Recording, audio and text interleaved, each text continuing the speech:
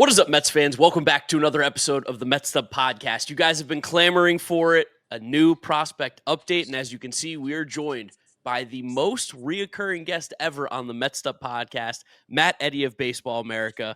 Baseball America just dropped their new top 30 for every team in Major League Baseball, as well as their top 100 prospects in all of Major League Baseball. If you guys want to check it out, Baseball America is offering 30% off the first year of any annual subscription at Baseball America, either web or web/print bundle for our audience with promo code METSTUP30.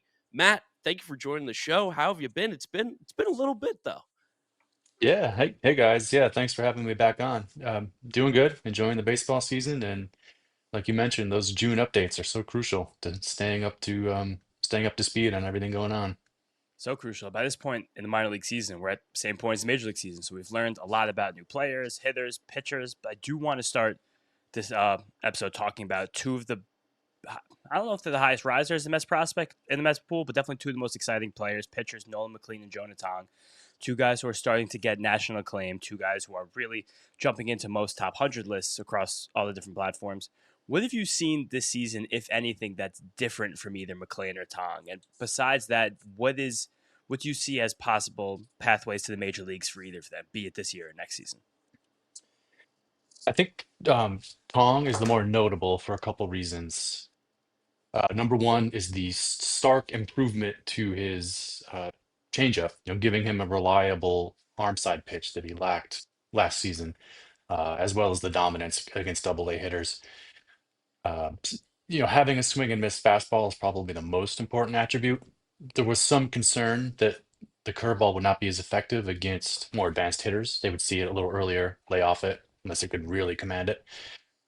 So I would say the uptick in velo, the development of the change, and the dominance of double A have really put him squarely on the radar.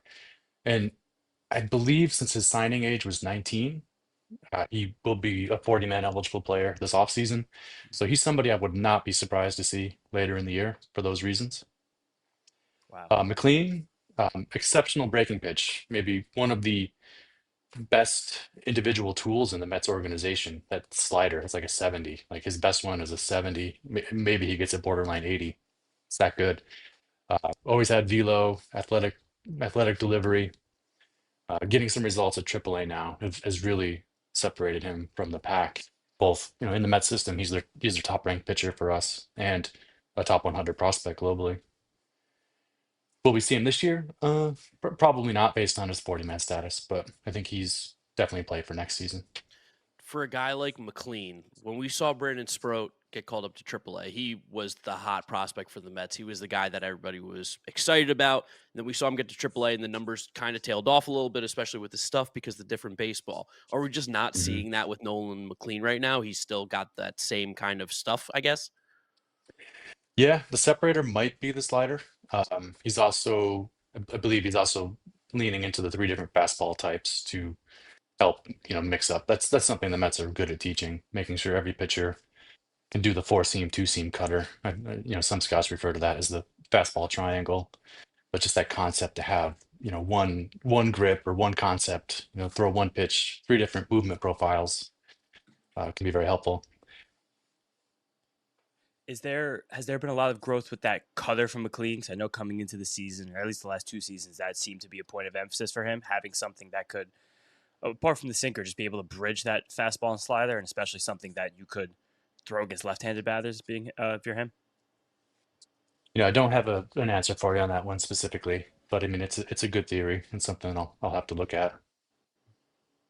In terms of other guys towards the top of this Mets prospect list right now, a couple familiar names, one of them at the major league level, Ronnie Mauricio right now, and then Jet Williams. Getting started with Ronnie. How much longer is he going to be on this prospect list? Because, I mean, this guy's, I feel like, been a prospect for as long as I could remember. It seems like he's been on here for at least 5, 6 seasons. Yeah, 2017 signee. I've ranked him 8 times in the prospect handbook. He might have graduated a couple years earlier, but he's had some interruptions to the pandemic first, and then the knee reconstruction in 24. Um, but yeah, he's a couple games away because as soon as he gets that 131st at bat, he's done. We'll have to celebrate. Yeah, we're going on what 2 owners, 5 managers, 6 general managers, with Ronnie Mauricio still being a Mets overall top 10 prospect. Have you Yeah. seen Who anything? was who, who was the GM in 2017 when he signed? I mean, was it still Sandy Sandy? Alderson. Yeah. I think it had to be Sandy Alderson. Alderson. So Carlos, he's had Sandy Alderson. He's had an agent. He's had yeah, Sandy, Brody, Jared Porter, Zach Scott, Billy Billy Epler. Epler. At bigger point, like Mauricio, Francisco Alvarez, Ahmed Rosario, and Andres Jimenez, the Mets were really cooking on the IFA market Actually, about a were. decade ago, and that's the kind of glory they need to return to. So we'll see if they can achieve that again. Yeah, based on the turbulence of the Mets front offices from a decade ago, having 4 actual major leaguers hit from a few different IFA classes is pretty remarkable. As Ronnie's now retransitioned back to the major leagues this year, probably still a bit earlier than anticipated, but I think the Mark Vientos injury pushed their hand. Mhm. What have you seen from him so far to make you think that this could possibly be the last time he gets to the major leagues without being sent down? Yeah, incredible power. Coors Field helps a lot of hitters, but I think that power is real in Mauricio's case. Incredible arm at third base too. He's looked really Yeah. good on throws. And James, you and I were digging in a little bit on the platoon splits. Mhm. His overall line, minor league, major league, might not stand out, but if you really drill down and look at him as a left-handed hitter only, he's got some really standout attributes, and I think his right-handed lack of production kind of drags down his overall. Did you want to? We were looking specifically at chase rate on both sides. Mhm. Did you have those numbers handy? Yeah, I have those numbers handy. So this is not including last night's game because me and Matt were talking about this yesterday afternoon. But just through the small sample, I think it was 8 games that Ronnie played, 7 games between the Rocky series, maybe even 6 between the Rocky series and Dodger series. It was over a 50% chase rate for him as a right-handed batter, and we know that that's been Ronnie's sticking point as a player, how often he expands the strike zone, how much he chases pitches outside of it. But as a left-handed batter, it was about 30%, which is still not exactly good, but also quite palatable, especially when, as a left-handed batter, you'll be facing right-handed pitchers much more consistently. So the follow-up on this: does anyone ever stop switch hitting? Can he just be a left-handed Ce- batter if they're so much better from that side? Cedric Mullins, right? That's the last Cedric guy I can Mullins. That's the remember. one, yeah, that's the one guy. That's the one current example. Historically, I'm sure there's others, but Yeah, it's always speculated for guys like Ozzie Albies, for instance, somebody forever. who is not as strong left-handed, but you know, we'll see how that develops. It almost accidentally makes Ronnie an incredible platoon partner for someone like Mark Vientos because he Mhm. can hit righty all the time, and Vientos can kind of be the guy that comes in and mashes the lefties. It's been amazing watching him play these few games because there's so many players who I think their view outside of the team that you root for, especially the team that you cover, in this case, Matt, with the Mets prospect list, versus inside of it, it's always so different. Like the national buzz around Ronnie is just like, wow, this guy can do everything. Then you watch a play, like I really hope he could just be focused for like 3 consecutive plate appearances. That's kind of the fun of it. And and there's another element. I think in the postseason last year, the Mets really missed having another left-handed bat, especially against the Yes. Dodgers. So I think this is a crucial player for the Mets, entire organization. Yeah, no, really looking forward to Ron Mauricio, like actually getting some consistent playing time here over the next couple weeks and seeing what he can do for us. Back to the top prospect in the system here with Jet Williams. He's number 59 on the top 100 list as well, number 1 in the Mets system. He missed basically an entire year last year with that wrist injury, and this year he's been off to a scalding start. Is there anything new that we've seen from Jet that's made us even more excited than we previously were about him? No, I think this is more of the what we expected to see when he's healthy. Like you say, you just have to ignore last season. It was a complete lost year with a wrist injury. Even before he officially had surgery, his EVs were down. He was just not himself because of his wrist. But we're seeing what he can do this year. Spark plug type of guy, up the middle profile. Maybe the thing that surprises me that he's not playing more outfield, I guess, just given that seems like more like an organizational need than another middle infielder. Does that ever, in your mind, prelude a trade, or is this always just maintain the maximum value of a player? Because Jet Williams playing shortstop every single day does tell us that the Mets likely don't see him as an impact major leaguer within the next calendar year. Is that a fair assessment? Yeah, I think that's right. I think they'll take their time this year. He's a 22 draft, so he's not really even on the 40-man radar until after next season. So I think their depth gives them the luxury to play it slower with him. Yeah. You also mentioned the EVs for Jet. Do you have any of those from him at AA this season? A max and 90th percentile, things like that? No, I'll have to get back to you on that one. I do not have Okay. that at hand. If you're one of those on-the-go people or you're skipping meals but you don't want to, there's got to be a quicker solution. We've got one for you. It's called Hule. I'm going to take a swig. Cheers to Hule. This is the Black Edition, plant-based as well. Good for me. But what do you like about it? I like the nutrition of it, and the replacement meal is great for me. Someone always on the go. Like, man, I can just grab one of these out of my fridge, lunch, breakfast, whatever it takes, whatever meal I'm not going to have time to eat. It fills me up, and it tastes great. You know why? Because it tastes like milkshake, ice cream, whatever you want to call it, whatever flavor you get is delicious. 35 grams of protein, 6 grams of fiber, 27 vitamins and minerals, low sugar. You can get yourself 15% off plus a free gift for new customers using the exclusive FT code FOUL, F-O-U-L, at Hule.com/FOUL. Please see our description for terms and conditions. Skip the stress, not the nutrition. Try Hule today for complete nutrition, bottled. We will update you guys when we get those. Brandon Sproat, we mentioned him earlier as well. At AAA, for the longest time, it seemed like Brandon Sproat was going to be the guy from the Mets. When is Brandon Sproat coming up? Even coming into the season, we were very excited about Brandon Sproat. And it seems like he's kind of stagnated right now. Is that just he hasn't been able to figure out getting left-handed hitters out? That's something we've talked about on this podcast before. If so, like, how do we get past this bump right now for Brandon Sproat? Yeah, I think that is certainly the number one issue is left-handed. I mean, he turns left-handed hitters at AAA into, like all-star caliber hitters so far. I think, and it is a bit odd, disconnected because his changeup was his best pitch in college. I don't know that it's getting quite the same grades in pro ball. His breaking pitches come way up. He throws hard. He's one of the harder throwers in the Met system. It seems like left-handers just see him really well or predict what he's going to do really well right now.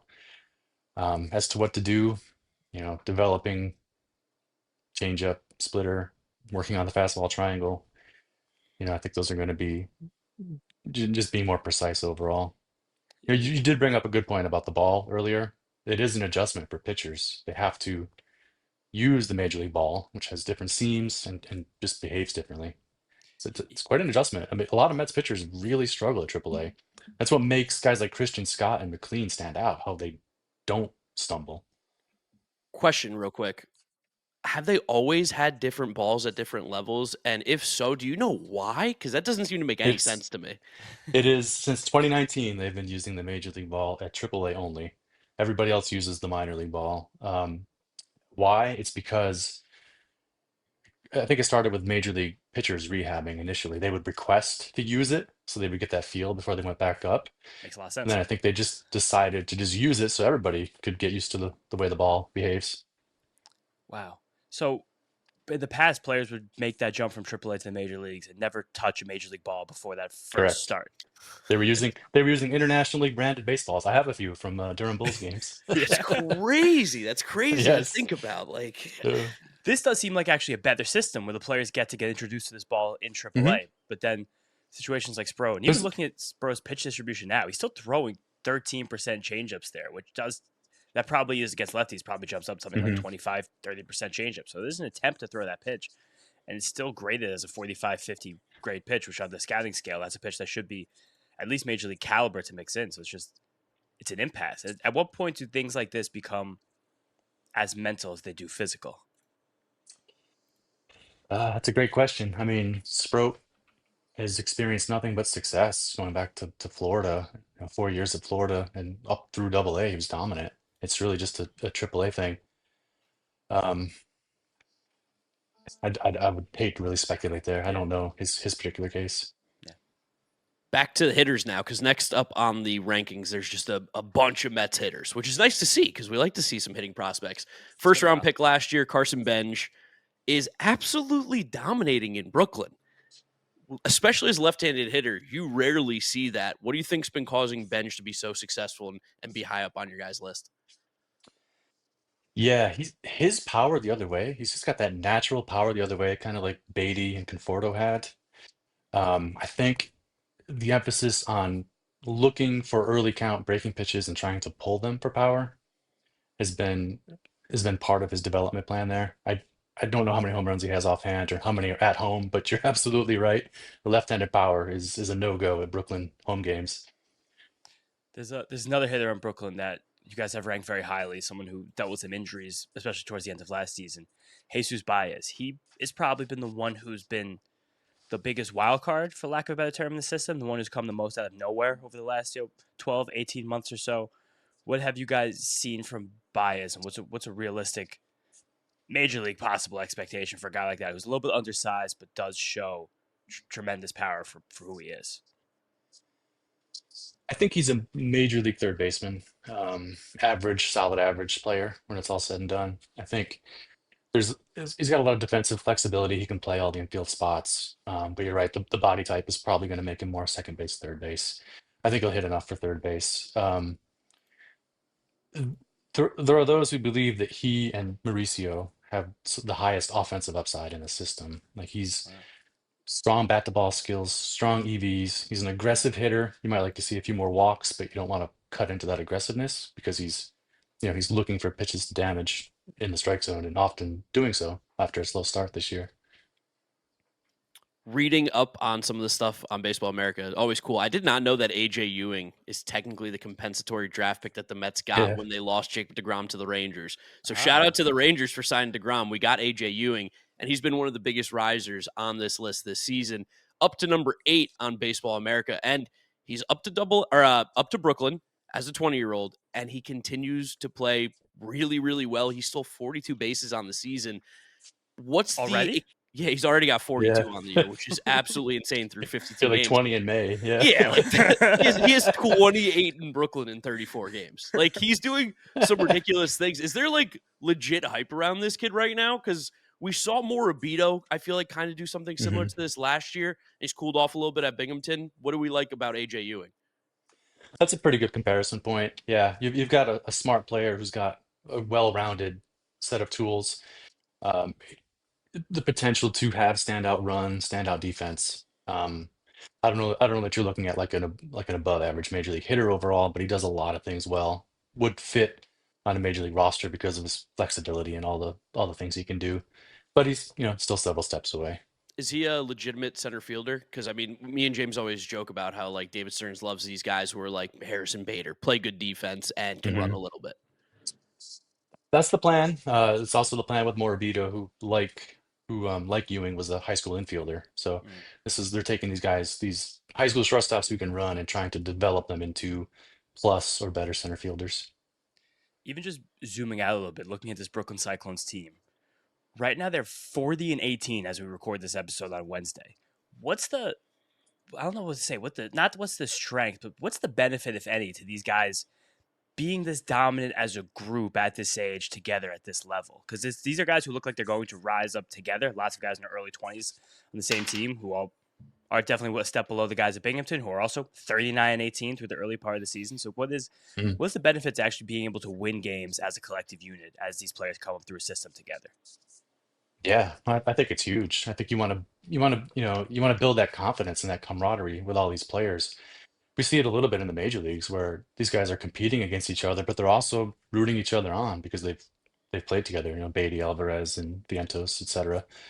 But yeah, I think building that culture in the minor leagues is crucial for an organization. I think this group is interesting in that they have a lot of the young players who are 19, 20, but they also have guys like Benj and Eli Serrano who can kind of be leaders. These guys who have been through it in college baseball. I think it's a really good situation for the Mets.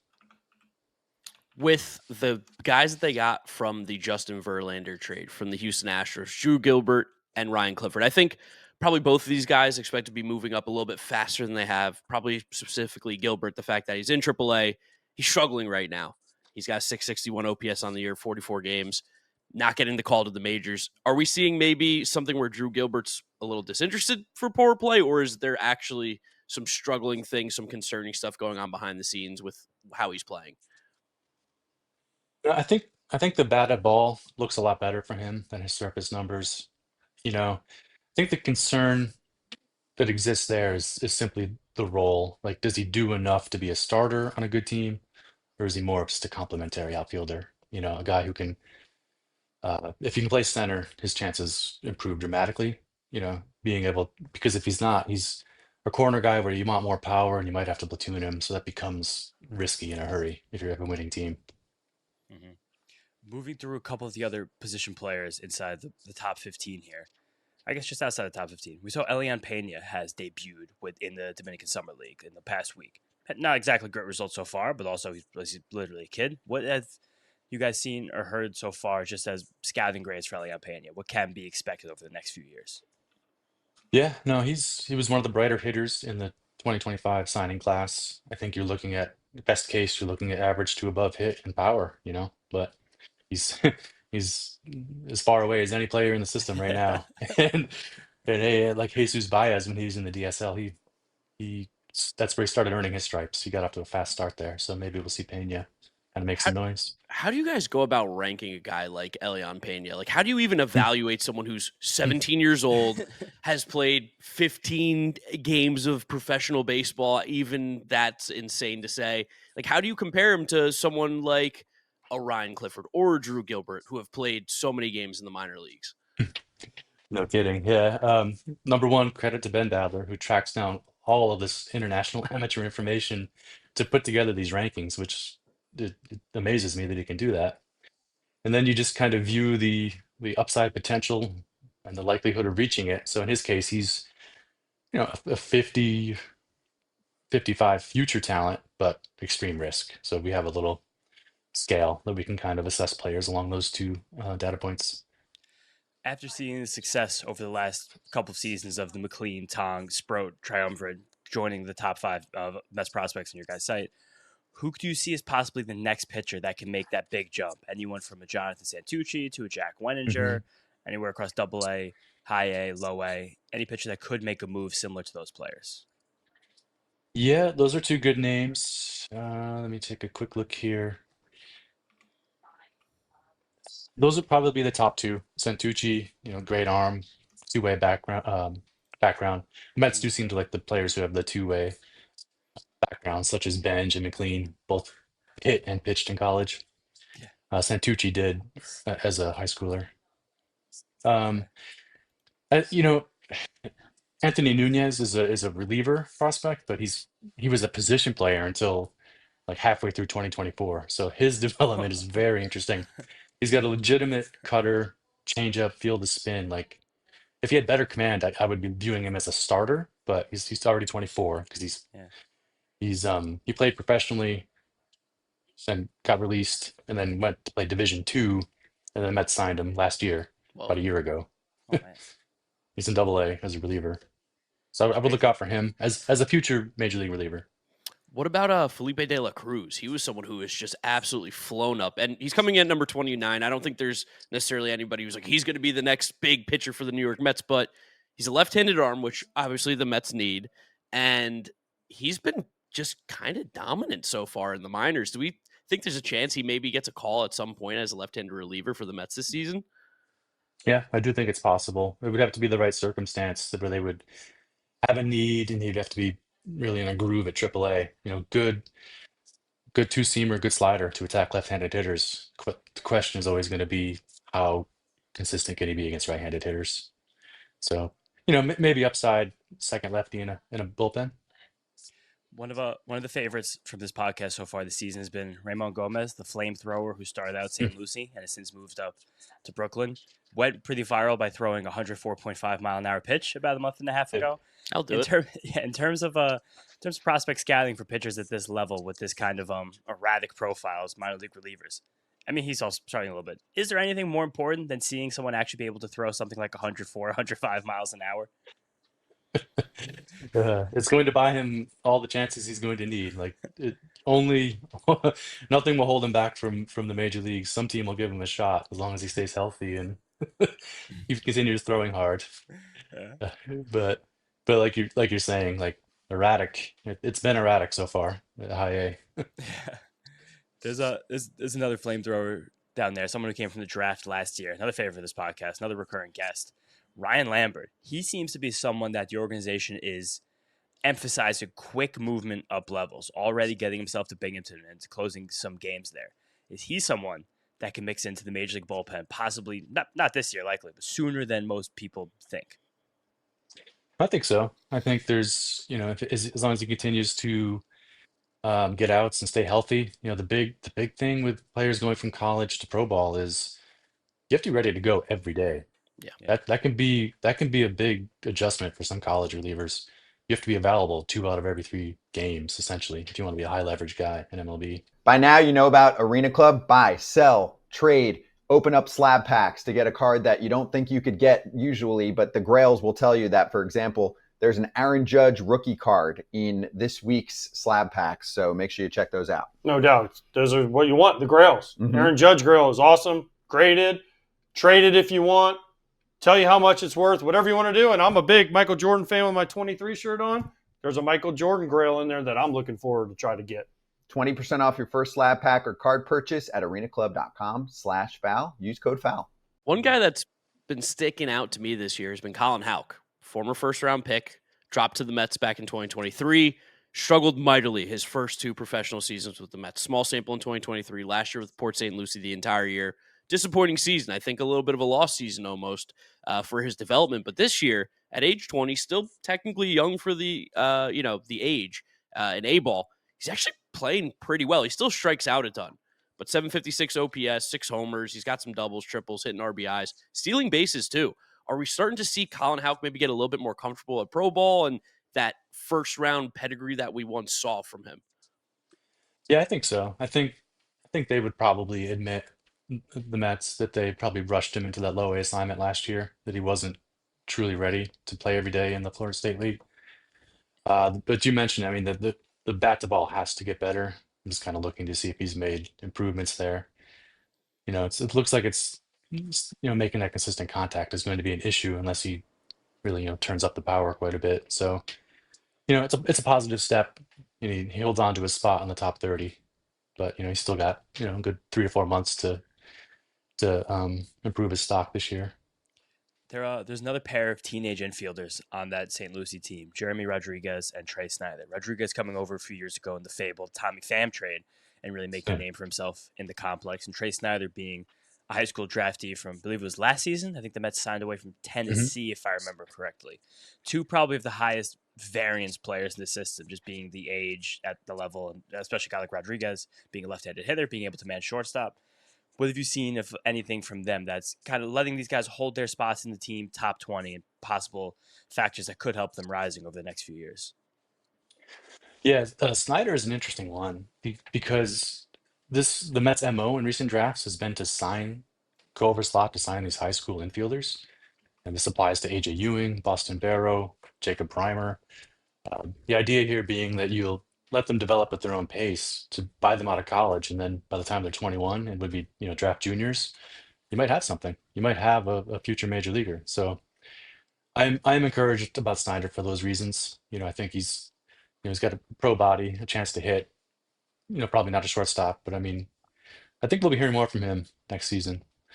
Rodriguez is a little dicier because the ability to really hit the ball hard has not materialized for him yet. So that's kind of holding him back. Like he's Marco Vargas at Brooklyn is probably the better version of this type of player, the middle infielder with elite bat to ball. I briefly mentioned him just now too as well, and we didn't get a chance to talk about him. Last guy that I got before James gives you his, Jacob Reimer. He's mashing at Brooklyn. Again, another guy who has kind of just hit seemingly every single year. Last year in 2024, didn't play much again due to injury, but in his previous healthy season, we saw him hit really well at Port St. Lucie. Now he's up in Brooklyn, hitting over 300, hitting for power, extra base hits, 966 OPS, and I'm starting to see some national buzz for Jacob Reimer too. How do you guys feel about him over at Baseball America, and what's been a standout thing for him thus far? Yeah, no, the power is real. And like as you mentioned, at St. Lucie, he was good. He had a 400 on base percentage as a 18, 19-year-old. That's rare. Yeah. So I do kind of like him. I think being limited, quote unquote limited to third base, maybe not being a standout defender there is the biggest risk with him. But I think the bat is pretty legit to be near average hitter and near average power. I think there's some real potential. As we close this, and Matt, thank you again, the most recurring guest on the Messed Up podcast in history. What is the overall evaluation of this system? Because it's something that we feel like has gotten deeper, more talented at the top, more talented in the middle, even more talented at the back end of this top 30. They're being interesting guys that Mark and I keep going to all the way from 20 to 29 here. What's the feeling just around this Mets system right now and this Mets regime?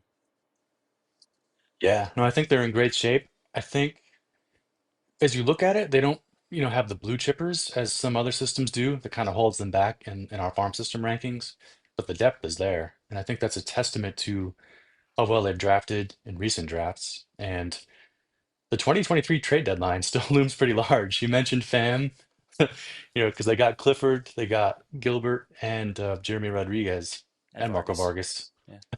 just in that span of a few days in 2023, and that's given them extreme depth. And I think it's especially notable when you consider that Kumar Rocker they drafted in 2021, Yeah. Kevin Parada was the first pick in 2022, Colin Hal, it hasn't all come together for him, first pick 2023. They've been able to build this system despite those, misfires in two cases. Trading Pico Armstrong, 2020 first round pick. Traded PCA. Talk about that. Why do we keep bringing that one up? I'm just saying because there's a testament to how deep this system is. The fact that they keep missing first round picks, but all these other guys keep actually turning into impact minor leaguers. It's kind of amazing to watch.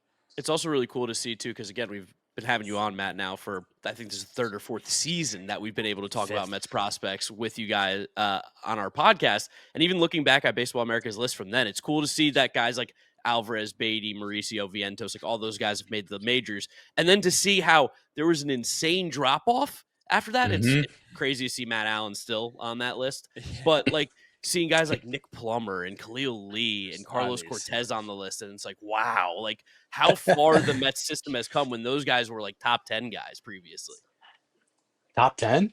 Khalil Lee was at 8 to start 2022, which was I mean, listen, at the time he had some exciting tools. I get it. He was fast, he could hit for some power, but yeah, how far the Mets system has come is really encouraging, I think. Yeah, right. Clearly, I would say so.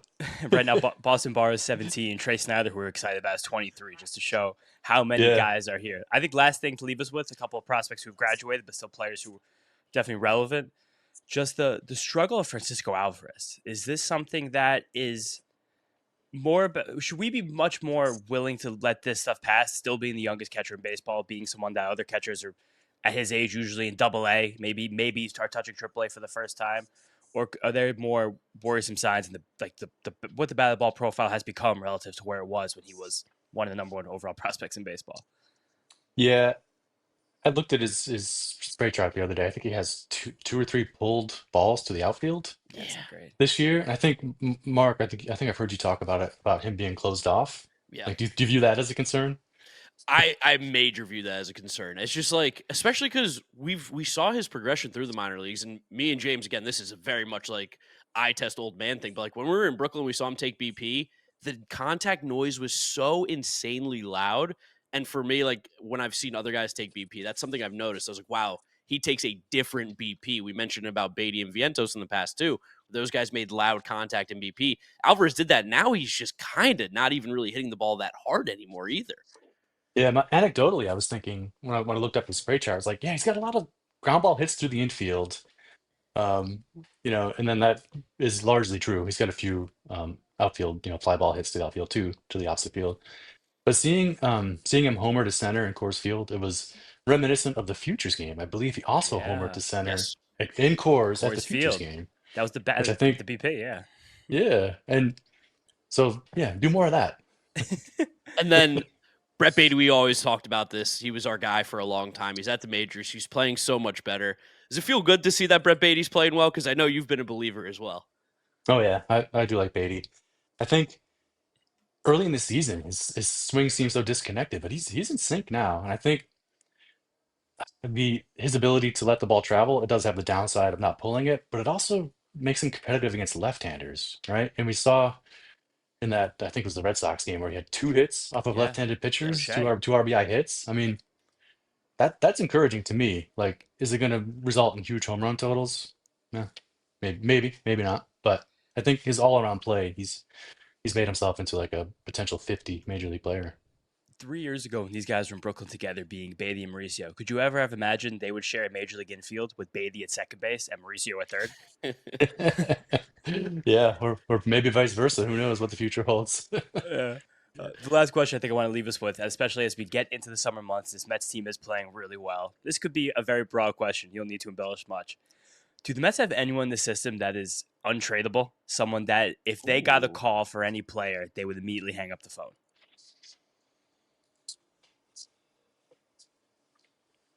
Off the top of my head, I would say no. It depends on the caliber of player.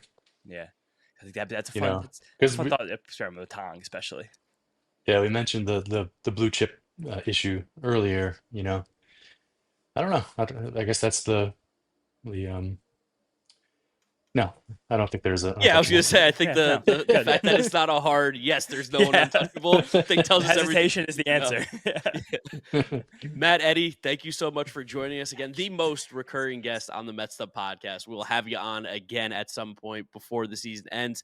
Thank you so much for joining us. Remember, guys, you can go check out Baseball America, all their new updated prospect lists, including the Mets top 30 and top 100 prospects in the league at Baseball America. And they're offering our viewers 30% off the first year of any annual subscription, either web or web/print bundle, using our promo code MetsUp30. Matt, thank you so much for joining us. We appreciate it. Thank you, guys.